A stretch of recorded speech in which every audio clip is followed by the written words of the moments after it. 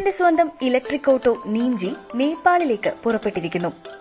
പൊതുമേഖലാ വ്യവസായ സ്ഥാപനം കേരള ഓട്ടോമൊബൈൽസ് ലിമിറ്റഡ് നിർമ്മിച്ച ഇലക്ട്രിക് ഓട്ടോയുടെ 25 യൂണിറ്റാണ് ആദ്യഘട്ടത്തിൽ രാജ്യാതിർത്തിയും കടന്ന് നേപ്പാളിലേക്ക് കയറ്റി അയച്ചത്. വ്യവസായ വകുപ്പിനെ വികസന നേട്ടങ്ങളിലേക്ക് ധീരമായി മുന്നിൽ നയിക്കുന്ന മന്ത്രി EP ജയരാജൻ ഫ്ളാഗ് ഓഫ് നിർവഹിച്ചു.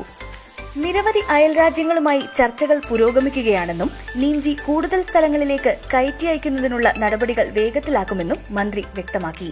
നേപ്പാളിലേക്ക് ഇത് തുടക്കം മാത്രമാണ്. ഈ വർഷം തന്നെ ഇത് കഴിഞ്ഞ ഉടനെ വീണ്ടും അടുത്ത ലോഡ് അയക്കും.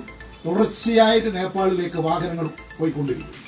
ഇതോടൊപ്പം മറ്റു പ്രദേശങ്ങളിലേക്ക്, മറ്റു രാജ്യങ്ങളിലേക്കും കയറ്റുമതി ഉണ്ടാകും. കേരളത്തിൽ വനിതകളുടെ കൈവശം ഓട്ടോറിക്ഷ എത്തും.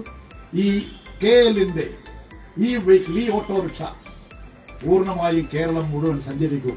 പുതിയ വിതരണ ഏജന്റ് വഴി ഒരു വർഷം 500 ഓട്ടോകൾ നേപ്പാളിൽ വിറ്റഴിക്കാനാവുമെന്നാണ് സംസ്ഥാനത്തിന്റെ പ്രതീക്ഷ.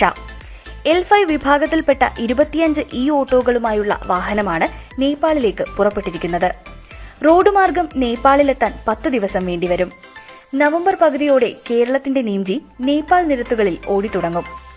ഒറ്റ ചാർജിൽ 80 മുതൽ 90 കിലോമീറ്റർ വരെ ദൂരം സഞ്ചരിക്കാനാവുമെന്നതാണ് നീഞ്ചിയുടെ പ്രത്യേകത.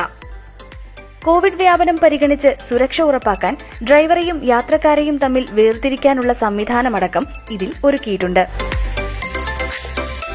നേപ്പാളിന് പുറമെ ശ്രീലങ്ക, ബംഗ്ലാദേശ് തുടങ്ങിയ അയൽ രാജ്യങ്ങളുമായി ചർച്ച പുരോഗമിക്കുന്നു.